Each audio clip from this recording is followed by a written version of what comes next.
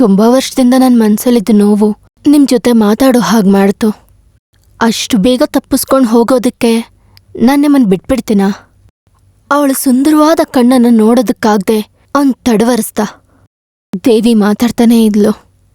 ಒಂದನ್ನ ಅರ್ಥ ಮಾಡ್ಕೊಳ್ಳಿ, ನಿಮ್ಮನ್ನ ಹದಬಸ್ತಲ್ಲಿಟ್ಕೊಳ್ಳೋದು ನಾನೇ. ನನ್ನ ಕೈಯಲ್ಲಿರೋ 5 ಬೆರಳುಗಳು ನಿಮ್ಮನ್ನ ನೋವಿಂದ ಕಟ್ಟ ಹಾಕಿದೆ. ನೀವು ತಪ್ಪಿಸ್ಕೊಳ್ಳೋದಕ್ಕಾಗೋದಿಲ್ಲ. ಯಾವುದೇ ಕಾರಣಕ್ಕೂ ನಾನು ಅದನ್ನ ಮಾಡೋದಿಲ್ಲ.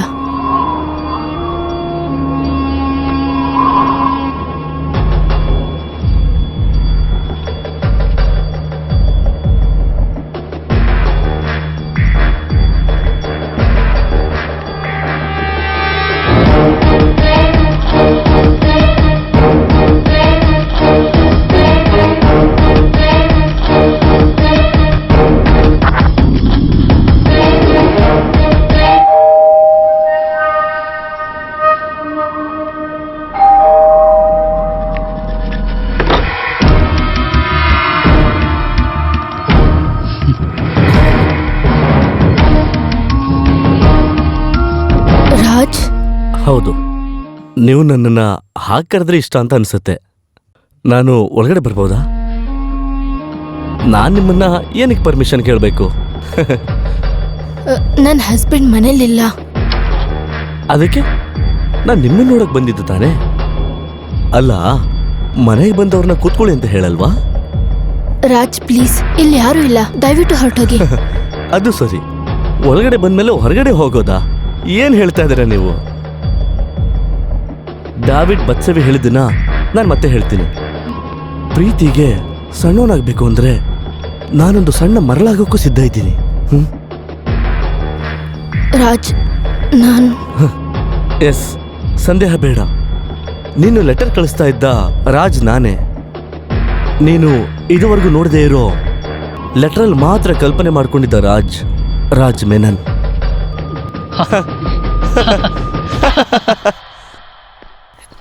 ನಾನು ಒಪ್ಕೋತೀನಿ, ಆದ್ರೆ ಯಾವುದೇ ವಿಷಯ ಇಲ್ಲದೆ ನೀವಿಲ್ಲಿ ಬರಬಾರ್ದಾಗಿತ್ತು. ಇಲ್ಲಿ ಬನ್ನಿ ಅಂತ ನಾನು ಕರೆದ್ನಾ? ಇಲ್ವಲ್ಲ. ಪ್ಲೀಸ್, ನನ್ನ ಹಸ್ಬೆಂಡ್ ಬರೋದ್ರೊಳಗೆ ನೀವಿಲ್ಲಿಂದ ಹೊರಟೋಗಿ ಪ್ಲೀಸ್. ಅಯ್ಯೋ, ಮನೋಜ್ ಬಂದ್ರು. ಹೋಗು ಬಾಗಿಲು ತೆಗಿ. Bhavana, Raj please please please, ಬೇಡ್ಕೊಳ್ಳೋದೇನ್ ಬೇಡ, ಏನೂ ಆಗೋದಿಲ್ಲ. ಭಾವನಾ, ಭಾವನಾ, ಭಾವನಾ ತೆಗಿ. ನೀನು ಯಾರ ಜೊತೆ ಮಾತಾಡ್ತಾ ಇದ್ದೆ? ನಾನಾ? ಅಲ್ಲ, ನೀನು ಯಾರ ಜೊತೆನೂ ಮಾತಾಡ್ತಿರೋ ಹಾಗೆ ಹೊರಗಡೆ ಕೇಳಿಸ್ತಲ್ಲ? ಅದೇನಿಲ್ಲ, ನಾನು ಪುಸ್ತಕ ಓದ್ತಿದ್ದೆ. ಇಷ್ಟೊಂದು ಜೋರಾಗ? ಮನೋಜ್, ನೀವು ಫ್ರೆಶ್ ಆಗಿ ಬನ್ನಿ, ನಾನು ಊಟ ರೆಡಿ ಮಾಡ್ತೀನಿ. ನೀವು ಹೋಗಿ.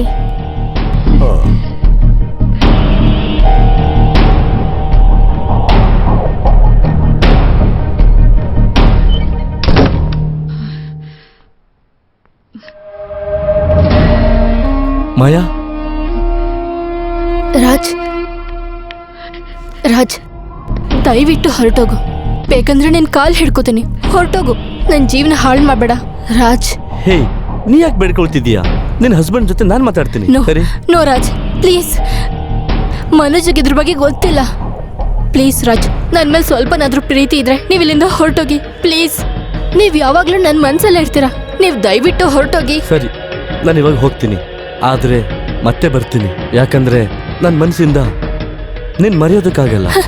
ನೋ ರಾಜ್, ನೋ ರಾಜ್, ಬೇಡ please. Okay, I can understand your situation. ನಾನು ಮತ್ತೆ ಬರ್ತೀನಿ.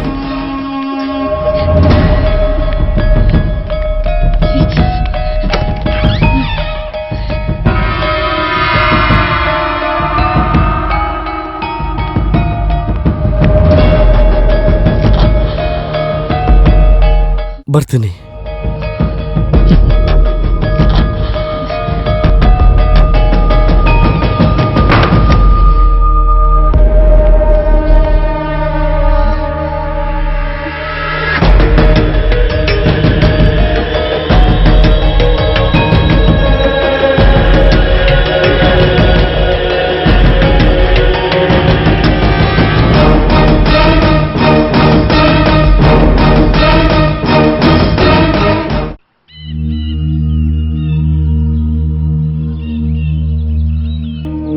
ಜೀವನದಲ್ಲಿ ಸಂಸಾರ ಮಾಡೋದು ಅಷ್ಟೊಂದು ಕಷ್ಟವಾದ ವಿಷಯ ಅಲ್ಲ. ಒಬ್ರೇ ಮಾತಾಡ್ಕೊಳ್ಳೋದು ಅಂತ ಸಮಸ್ಯೆ ಅಲ್ಲ. ಕೆಲವು ಸಮಯ ನಾವು ಹಾಗೆ ಮಾಡ್ತೀವಲ್ವಾ? ಆದ್ರೆ ಪಕ್ಕದಲ್ಲಿ ಯಾರೋ ನಿಂತಿರೋ ಹಾಗೆ ಬಿಹೇವ್ ಮಾಡುವಾಗ ಅವಳು ಹೇಳೋದೆಲ್ಲಾನು ನಮ್ ಯಾರ ಕಣ್ಣಿಗೂ ಕಾಣದೇ ಇರೋ ಹಾಗೆ ಬೇರೆ ಯಾರೋ ಪ್ರಶ್ನೆಗೆ ಉತ್ತರ ಕೊಡೋ ಹಾಗಿದ್ರೆ ಹೇಗೆ? ಸತ್ಯವಾಗ್ಲು ಡಾಕ್ಟರ್, ಆ ಸಮಯದಲ್ಲಿ ಹೇಗಿತ್ತು ಅಂದ್ರೆ ಒಂದ್ ರೀತಿ ಮೌನ ಆಕ್ಟ್ ಮಾಡೋ ತರ ಇತ್ತು ಭಾವನಾಳ ಪರಿಸ್ಥಿತಿ. ಅದನ್ನ ಬಿಟ್ರೆ ತುಂಬಾ ಸಾಧಾರಣವಾಗಿತ್ತು. ಅಂತ ಒಂದ್ ವಿಷಯ ನಡೆದೇ ಇಲ್ವೇನೋ ಅನ್ನೋ ಹಾಗಿದ್ಲು. ಒಂದು ಸಲ ಅವಳಿಗೆ ಗೊತ್ತಿಲ್ದಿರೋ ಹಾಗೆ ಡಾಕ್ಟರ್ ಹತ್ರ ಕರ್ಕೊಂಡೋಗಿದ್ದೆ. ಆದ್ರೆ ಡಾಕ್ಟರ್ ಮುಂದೆ ಅವಳನ್ನ ಟ್ರೀಟ್ ಮಾಡ್ತಿರೋದು ಅಂತ ಗೊತ್ತಾದಾಗ ಅವಳು ತುಂಬಾ ಕೋಪ ಮಾಡ್ಕೊಂಡು ಹೊರಟ್ಬಿಟ್ಲು. ನಿಮ್ಮಿಬ್ಬರ ಫಿಸಿಕಲ್ ರಿಲೇಶನ್ಶಿಪ್ ಹೇಗಿದೆ? ಎಷ್ಟು ತಿಂಗಳಾಯ್ತು? ಮಗಳು ಸತ್ತು ಹೋದ್ಮೇಲೆ. ಅದಾದ್ಮೇಲೆ ನಿಮ್ ಮಿಸ್ಸಸ್ ಯಾವಾಗ್ಲೂ ಹೇಗಿದ್ದಾರಾ? ಇಲ್ಲ ಡಾಕ್ಟರ್, ಮೊದ್ಲೆಲ್ಲ ಅವಳು ಯಾರ ಜೊತೆಗೂ ಮಾತಾಡ್ತಿರ್ಲಿಲ್ಲ. ಮತ್ತೆ ಯಾವಾಗ್ಲಾದ್ರೂ ಫೋನಲ್ಲಿ ಮಾತಾಡ್ತಿದ್ದಿದ್ದು ಅವಳು ಬೆಸ್ಟ್ ಫ್ರೆಂಡ್ ಜೊತೆ ಮಾತ್ರ. ಅವಾಗ ಮಾತ್ರ ನಾನು ಅವಳನ್ನ ಸ್ವಲ್ಪನಾದ್ರೂ ಸಂತೋಷವಾಗಿ ನೋಡ್ತಿದ್ದಿದ್ದು. ಹೋಗ್ತಾ ಹೋಗ್ತಾ ಆ ಕಾಲು ಬರ್ದೇ ಹೋಯ್ತು. Okay, let's see. ಇನ್ನು ಮುಂದೆ ಇದೇನು ಹಾಗೇ ಇಲ್ಲ ಅನ್ನೋ ರೀತಿಯಲ್ಲಿ ನಿಮ್ಮ ಹೆಂಡತಿ ಜೊತೆ ನಡ್ಕೊಳ್ಳಿ. ಐ ಮೀನ್, ಮದ್ವೆ ಆದ ಹೊಸರಲ್ಲಿ ನಿಮ್ಮ ಹೆಂಡತಿ ಜೊತೆ ಹೇಗೆ ಪ್ರೀತಿಯಿಂದ ನೀವಿದ್ರೋ ಅದೇ ರೀತಿ ನಿಮ್ಮ ಹೆಂಡತಿ ಜೊತೆ ಅದೇ ಇಂಟ್ರೆಸ್ಟ್ ಅಲ್ಲಿರಿ. ಆಮೇಲೆ ನೋಡೋಣ. ಆದಷ್ಟು ಬೇಗ ನಾವು ಮೂವರು ಮೀಟ್ ಮಾಡೋದಕ್ಕೆ ಒಂದು ಸಮಯನ ಫಿಕ್ಸ್ ಮಾಡಿ. ಒಬ್ಬ ಡಾಕ್ಟರ್ ಆಗಿಲ್ಲ, ಒಬ್ಬ ಫ್ರೆಂಡ್ ರೀತಿಲಿ.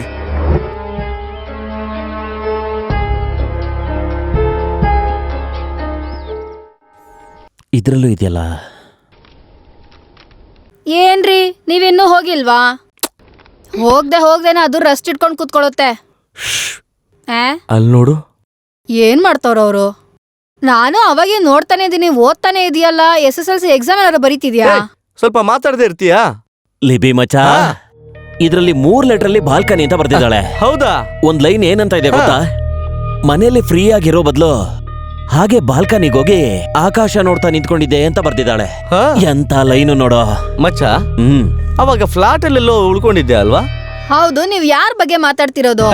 ಮಚ್ಚ ಮದ್ವೆ ಆಗೋ ಹುಡುಗಿ ಬಗ್ಗೆ ಮಾತಾಡ್ತಾ ಇದ್ದೀವಿ. ಏನಂದೆ? ಅವನು ಹೇಳ್ತಾ ಇರೋದ್ ನಿಜಾನೇ. ಒಂದ್ ಕೊಲೆ ಕೇಸ ಇನ್ನೂ ಮುಗ್ದಿಲ್ಲ, ಅಷ್ಟ್ರಲ್ಲಿ ಇನ್ನೊಂದ್ ಬೇರೆನಾ? ನಿನ್ಗದೇನ್ ರೋಗನೋ ಗೊತ್ತಿಲ್ವಲ್ಲ. ಇದು ಮಚ್ಚನ್ನೇ ಹುಡ್ಕೊಂಡ್ ಬಂದಿರೋ ಕೇಸು. ಮಚ್ಚನ್ನ ಪ್ರೀತಿ ಮಾಡ್ತಿರೋ ಹುಡುಗಿ. ಅವಳ ಅಡ್ರೆಸ್ ಇದೆಯಾ ಅದ್ರಲ್ಲಿ? ಇಲ್ಲ. ಮತ್ತ ಅದ್ ಹೆಂಗೆ ಏಮಾರ್ಸ್ದೇ ಇರ್ಬೋದು? ಅದು ಭಯದಲ್ಲಿ ಬರಿದೇ ಇರ್ಬೋದು. ಆ ಅಡ್ರೆಸ್ ಅನ್ನ ಇವರು ಹುಡ್ಕೊಂಡು ಹೋದ್ರೆ ಗಂಡನ ಹತ್ರ ಮಚ್ಚ ಸಿಕ್ಕಾಕೊಳ್ಳಲ್ವಾ? ನೀನ್ ಹೋಗೋ. ಅಯ್ಯೋ ದೇವ್ರೆ, ಹಾಗಾದ್ರೆ ಅದ್ ಸೆಕೆಂಡ್ ಹ್ಯಾಂಡಾ? ಅಯ್ಯೋ, ಇವನು ಅದೇ ತಾನೆ. ರಾಜ ಹೇಳ್ತಾ ಇದೀನಿ ನೋಡು, ಬೇಡ. ದಯವಿಟ್ಟು ನೀನ್ ಯಾರಿಗೂ ಹೇಳದೆ ಇದ್ರೆ ಒಳ್ಳೇದು. ನನ್ಗೇನೋ ಇವನು ಹುಚ್ಚಿಡ್ದಿರ್ಬೇಕು ಅನಿಸ್ತಿದೆ. ನಿಮಗ್ ಗೊತ್ತಾ, ಕೆಲವು ಸಮಯದಲ್ಲಿ ನಾನು ಹುಚ್ಚಿಯಾಗಿ ಕೆಲವು ಸಮಯದಲ್ಲಿ ಹುಷಾರಾಗಿರ್ತೀನಿ. ನಿಜಾನೇ, ಪ್ರೀತಿ ಕೆಲವು ಸಮಯದಲ್ಲಿ ನಮ್ಗೆ ಹಾಗೆ ಬದಲಾಯಿಸುತ್ತೆ.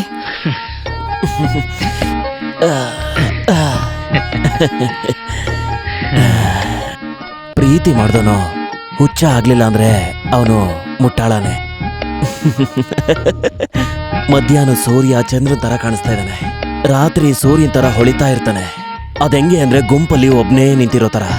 ಸಂತೋಷವಾಗಿ ಜೀವನ ಮಾಡ್ತಿರೋ ಜೀವನ ಹೇಗಾಗೋದಿ ಅಂತ ನೀನೇ ನೋಡ್ತಿದ್ಯಲ್ಲ ಇವಾಗ. ಪ್ರೀತಿನೂ ಪ್ರೀತಿದ್ ಬದ್ನೆಕಾಯಿ. ನಾನು ನೋಡ್ತೀನಿ ಅದ್ ಏನ್ ಮಾಡ್ತಾನೆ ಅಂತ. ಮಚ್ಚ ಅಲ್ಲಿ ನೋಡು, ಆ ಲೆಟ್ರಲ್ಲಿ ಎತ್ಕೊಂಡು ಹೋಗ್ತಿದ್ದಾಳೆ. ಅವನೊಂದ್ ಪ್ರೇಮನು ಮಂಡಂಗಟ್ಟಿ. ಎಲ್ಲಾನು ಸುಟ್ಟಾಕ್ತೀನಲ್ಲ, ನೋಡ್ತೀನಿ ಅವಾಗ. ನೋಡ್ಕೊಂತೀನಿ. ಈಗೇನೋ ಮಾಡ್ತೀನಿ.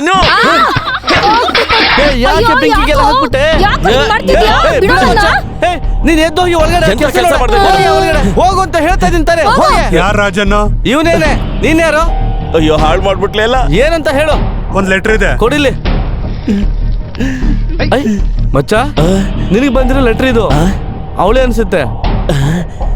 ನೋಡು.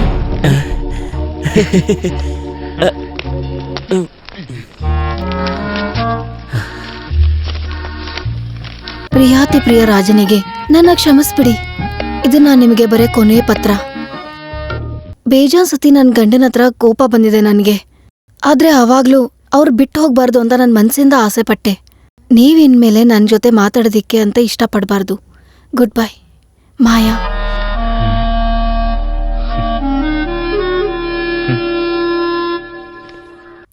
ಬರೆದಿರುವಂತಹ ನೀನು ನನ್ನನ್ನು ಕಾಣಬೇಕು. ನೋಡಿ ಸರ್, ಈ ತರ ಲೆಟರ್ ಬರ್ತಿದ್ದಾಳೆ ಅಂದ್ರೆ ಅದಕ್ಕೊಂದು ಕಾರಣ ಇರ್ಲೇಬೇಕಲ್ವಾ? ಸರ್, ನೀವು ದೊಡ್ಡ ಲಾಯರ್ ತಾನೆ, ಇದಕ್ಕೊಂದು ಉತ್ತರ ಕೊಡಿ. ಅದೇನಂದ್ರೆ ನೀವು ಯೋಚನೆ ಮಾಡೋ ಕಷ್ಟ ಎಲ್ಲ ತಗೋಬೇಡಿ, ಅದನ್ನ ನಾನೇ ಹೇಳ್ತೀನಿ. ಇದ್ರ ಹಿಂದೆ ಒಬ್ಬ ವ್ಯಕ್ತಿ ಇದ್ದಾನೆ. ಯಾರು? ಬೇರೆ ಇನ್ಯಾರು, ಆ ಪರದೇಶಿ ಅವಳ ಗಂಡ. ಹಾಗಂತ ಲೆಟರ್ ಇದೆಯಾ? ಅಯ್ಯೋ, ಇದು ಗೊತ್ತಿರೋ ವಿಷಯನೇ ಅಲ್ವಾ ಸರ್. ಇದೆಲ್ಲ ಕಂಡಿಡಿಯೋದಕ್ಕೆ ನನ್ನ ಹತ್ರ ಒಳ್ಳೆ ತಲೆ ಇದೆ. ಪ್ರೀತಿ, ಪ್ರೇಮ, ಪ್ರಣಯ ಅಂತ ಲೆಟ್ರ್ ಬರಿತಾ ಇದ್ದೆ ಹೆಂಗ್ಸು. ಈಗ ಆಗಲ್ಲ, ಗೀಗಲ್ಲ, ಮಣ್ಣು ಮಸಿ ಅಂತ ಬರಿತಾ ಇದ್ರೆ ಇದ್ರ ಹಿಂದೆ ಅವನಲ್ದೇನೆ ಇನ್ಯಾರು ಇರ್ತಾನೆ? ಅವನು ನಾನು ಕೊಂದ್ಬಿಡ್ತೀನಿ ಸರ್. ಆ ಕೇಸ್ನ ನೀವೇ ಹ್ಯಾಂಡ್ಲ್ ಮಾಡ್ಬೇಕು ಸರ್. ನೀವೇನ್ ಸರ್ ನಗ್ತಾನೆ ಇದ್ದೀರಾ? ನಾನ್ ಸೀರಿಯಸ್ ಆಗಿ ಹೇಳ್ತಾ ಇದ್ದೀನಿ. ಆ ಮನುಷ್ಯನ್ಗೂ ಅವಳಿಗೂ ಮ್ಯಾಚ್ ಆಗಲ್ಲ ಸರ್. ಅದು ನಿನ್ಗೆ ಗೊತ್ತು? ಅದು ಅವಳು ಪತ್ರ ಬರಿತಿದ್ಲಲ್ಲ, ಅದ್ರಲ್ಲೇ ನನ್ಗೆ ಗೊತ್ತಾಯ್ತು. ಆ ಹುಡುಗಿ ಒಳ್ಳೊಳ್ಳೆ ಬುಕ್ಸ್ ಎಲ್ಲ ಓದೋಂತ ಹುಡುಗಿ ಸರ್. ಯಾಕೆ ಅಂದ್ರೆ ಅವಳು ಬರ್ದಿರೋ ಲೆಟರ್ಲೆಲ್ಲ ಒಳ್ಳೆ ಕವಿತೆಗಳು ಬರ್ದಂಗ್ ಬರ್ದಿದ್ದಾಳೆ. ಅವಳು ಈ ತರ ಬುದ್ಧಿಶಾಲಿ ಆಗೋದಿಕ್ಕೆ ಕಾರಣ ಅವ್ರ ತಾತ ಅಂತೆ. ಅವರು ಸಾಮಾನ್ಯವಾದ ವ್ಯಕ್ತಿ ಅಲ್ಲ, ತುಂಬಾ ದೊಡ್ಡ ಮನುಷ್ಯ. ಅವರು ಸತ್ತೋಗೋ ಟೈಮಲ್ಲಿ ಆ ಬುಕ್ಸ್ನೆಲ್ಲ ಈ ಹುಡುಗಿ ಕೊಟ್ರಂತೆ. ಅವಳು ಆ ಬುಕ್ಸ್ನೆಲ್ಲ ಇಟ್ಕೊಳ್ಳೋದಿಕ್ಕೆ ಫ್ಲಾಟ್ ನಲ್ಲಿ ಸಪರೇಟ್ ರೂಮ್ನೇ ಇಟ್ಕೊಂಡಿದ್ದಾಳಂತೆ. ಛೇ, ಅವಳು ಗಂಡ ಆಫೀಸು, ರಿಯಲ್ ಎಸ್ಟೇಟ್ ಅಂತ ಅವಳನ್ನ ಟಚ್ಚೇ ಮಾಡಲ್ವಂತೆ. ಹೇಳಿ ಕೇಳಿ ನಾನೊಬ್ಬ ರೌಡಿ ಸರ್. ನನ್ನಂತವನ್ ಮೇಲೆ ಅವಳಿಗೆ ಪ್ರೀತಿ ಹುಟ್ಟಿದೆ ಅಂದ್ರೆ ಅವಳ ಗಂಡನ ಮೇಲೆ ಅವಳಿಗೆ ಎಷ್ಟು ಜಿಗುಪ್ಸಿದೆ ಅಂತ ನೀವೇ ಯೋಚನೆ ಮಾಡಿ ಸರ್. ಅವನಿಗೆ ಅವಳ ಮೇಲೆ ಸ್ವಲ್ಪನೂ ಪ್ರೀತಿನೇ ಇಲ್ಲ. ಅವ್ರಿಗೆ ಇದ್ದದ್ದು ಒಂದೇ ಒಂದ್ ಮಗು ಸಾಯೋದಕ್ಕೂ ಕಾರಣ ಅವನೇ ಸರ್. ನೀನ್ ಹೇಗೆ ಅವಳಿಗೆ ಗೊತ್ತು? ಅದು ಒಂದ್ ಸಸ್ಪೆನ್ಸು, ಅದನ್ನ ಮೀಟ್ ಮಾಡ್ದಾಗ ಹೇಳ್ತೀನಿ ಅಂತ ಹೇಳಿದ್ಲು ಸರ್. ಇಲ್ಲಿವರೆಗೂ ಬರ್ದಿದ್ದ 6 ಲೆಟ್ರಲ್ಲಿ ನಿನ್ನ ಕಂಡ್ರೆ ತುಂಬಾ ಪ್ರೀತಿ ಅಂತ ಹೇಳ್ತಾ ಇದ್ದವಳು ಈ ಲೆಟ್ರಲ್ಲಿ ನೀನ್ ಯಾರು ಗೊತ್ತೇ ಇಲ್ಲ ಅಂತ ಬರ್ದಿದ್ದಾಳೆ ಅಂದ್ರೆ ಇದಕ್ಕೆ ಕಾರಣ ಅವಳ ಗಂಡನೇ ಅಲ್ವಾ ಸರ್? ನಿಮ್ ಹತ್ರ ಒಂದ್ ಮಾತಾಡ್ತೀನಿ ಸರ್. ಅವಳ ಬಗ್ಗೆ ಒಂದೇ ಒಂದ್ ಮಾತಾಡಿದ್ರು ಅವನ್ನ ನಾನು ಕೊಲೆ ಮಾಡಿ ಅವಳನ್ನ ನಾನು ಮದ್ವೆ ಆಗ್ತೀನಿ.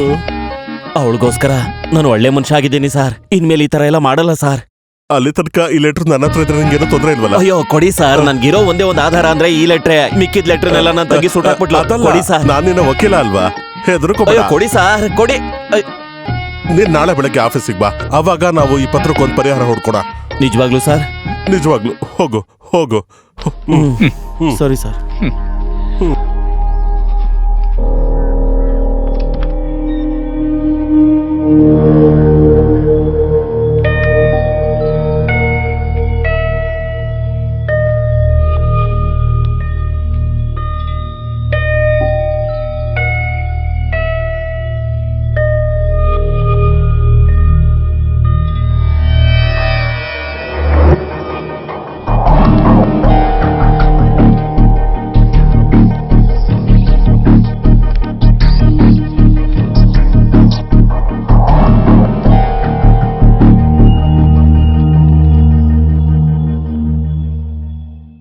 ಅವಳ ಜೀವನದಲ್ಲಿ ತುಂಬಾ ಏಕಾಂತವಾಗಿ ಅವಳು ಬೆಳೆದಿದ್ದಾಳೆ. ಪುಸ್ತಕಗಳೇ ಅವಳ ಕಲ್ಪನೆನ ಹೆಚ್ಚಿದೆ. ಅದು ಅಲ್ಲದೆ ನಿಮ್ಮ ಮಗುವಿನ ಸಾವು, ಅದಕ್ಕೆ ನೀನೇ ಕಾರಣ ಅನ್ನೋ ಅವಳ ಕಲ್ಪನೆ. ಇದೇ ರೀತಿ ಹಲವಾರು ಕಾರಣಗಳಿಗೆ ನಿಮ್ಮ ಹೆಂಡತಿ ತೊಂದರೆನ ಅನುಭವಿಸ್ತಾ ಇದ್ದಾಳೆ. ಆದ್ರೆ ಇದು ಒಂದೇ ದಿನದಲ್ಲಿ ವಾಸಿ ಆಗತ್ತೆ ಅಂತಲ್ಲ, ಇದಕ್ಕೆ ತುಂಬಾ ಸಮಯನೇ ಹಿಡಿಯುತ್ತೆ. ಅಂತ ಚೇಂಜಸ್ ನಿಮಗೇನು ಕಾಣಿಸ್ಲಿಲ್ಲ ಅಂತಂದ್ರೆ ನಾನ್ ತಾನಿಗೇನ್ ಹೇಳಿ? ಅವಳು ಯಾವಾಗ್ಲೂ ಅವಳದೇ ಆದಂತಹ ಒಂದು ಲೋಕದಲ್ಲಿ ಬದುಕ್ತಾ ಇದ್ದು ಡಾಕ್ಟರ್. ಅವಳಿಗೆ ಅದೇ ಸಂತೋಷ ಅನ್ಕೊಂಡು ಅದಾಗೆ ಇದ್ಬಿಡ್ಲಿ ಅಂತ ಬಿಟ್ಬಿಟ್ಟೆ ಡಾಕ್ಟರ್. ಪ್ರತಿಯೊಬ್ಬರಿಗೂ ಅವರದೇ ಆದ ಪ್ರಪಂಚ ಇರುತ್ತೆ ಅಂತ ನೀವು ತಿಳ್ಕೋಬೇಕು. ಅದನ್ನ ಅರ್ಥ ಮಾಡ್ಕೊಂಡು ನೀವು ಶೇರ್ ಮಾಡ್ಕೊಂಡಾಗ್ಲೇ ಒಂದು ಸಂಬಂಧ ಒಳ್ಳೆ ರೀತಿಲಿ ಬದುಕಕ್ಕೆ ಸಾಧ್ಯ ಆಗೋದು. ನೀವ್ ಹೇಳ್ತಾ ಇದ್ದೀರಾ ಅವಳು ಯಾರು ಇಲ್ದಿರೋ ಒಬ್ಬ ವ್ಯಕ್ತಿ ಜೊತೆ ಮಾತಾಡ್ತಾ ಇದ್ದಾಳೆ ಅಂತ. ಆದ್ರೆ ಅವಳ ಮನ್ಸಲ್ಲಿ ಒಬ್ಬ ವ್ಯಕ್ತಿ ಅವಳ ಮುಂದೆನೇ ನಿಂತಿದ್ದಾನೆ. ಅಂದ್ರೆ ಅದನ್ನ ವಿಜುವಲ್ ಹ್ಯಾಲೋಸಿನೇಷನ್ ಅಂತೀವಿ. ಈ ರೀತಿಯ ತುಂಬಾ ಪೇಷಂಟ್ಸ್ ಗಳನ್ನ ನನ್ನ ಜೀವನದಲ್ಲಿ ನೋಡಿದೀನಿ. ಅಂದ್ರೆ ಅವರದೇ ಆದ ಒಂದು ಪ್ರಪಂಚನ ಅವರು ಸೃಷ್ಟಿಸ್ಕೊಂಡಿರ್ತಾರೆ. ಅವರು ಆ ಪಾತ್ರದ ಜೊತೆ ಮಾತಾಡ್ತಾರೆ. ಹಾಗಾದ್ರೆ ಅವಳು ರಾಜನ್ಗೋಸ್ಕರ ಬರ್ದಿರೋ ಪತ್ರಗಳು? ಅವಳ ಮನಸ್ಸಿನಲ್ಲಿ ಇರೋ ಇಮ್ಯಾಜಿನರಿ ಪಾತ್ರಕ್ಕೆ ಅವಳೇ ಕೊಟ್ಟಿರ್ತಕ್ಕಂಥ ಒಂದು ಹೆಸರು ರಾಜನ್ ಅಂತ. ಅವಳಿಗೆ ನಿಮ್ಮೇಲಿರ್ತಕ್ಕಂಥ ದ್ವೇಷ ಮತ್ತೆ ನಿಮ್ಗೇನಾದ್ರೂ ಇಲ್ಲೀಗಲ್ ಅಫೇರ್ ಇರ್ಬೋದು ಅನ್ನೋ ಕಾರಣಕ್ಕೆ ಅವಳು ಈ ರೀತಿ ಬಿಹೇವ್ ಮಾಡೋದಕ್ಕೆ ಸಾಧ್ಯ ಆಗ್ತಾ ಇದೆ. ಇದಕ್ಕೆ ಸರಿಯಾದ ಪರಿಹಾರನ ನಾನು ಕಂಡುಹಿಡಿಬೇಕು ಅಂದ್ರೆ ನಾನು ಭಾವನಾ ಜೊತೆ ಒಂದು ಸಲ ಮಾತಾಡ್ಬೇಕಾಗತ್ತೆ. ಒಂದ್ ವೇಳೆ ಅವಳು ಕಲ್ಪನೆಯ ಪಾತ್ರ ಜೊತೆ ಮಾತಾಡ್ತಾ ಇದ್ದಾಳೆ ಅಂತಂದ್ರೆ ನೀವು ಕೇಳಬೇಕು ಆ ವ್ಯಕ್ತಿ ಮನೆಗೆ ಯಾಕೆ ಬಂದಿದ್ದಾನೆ ಅಂತ. ಆಗ ನೋಡೋಣ ಅವಳು ಹೇಗೆ ರಿಯಾಕ್ಟ್ ಮಾಡ್ತಾಳೆ ಅಂತ.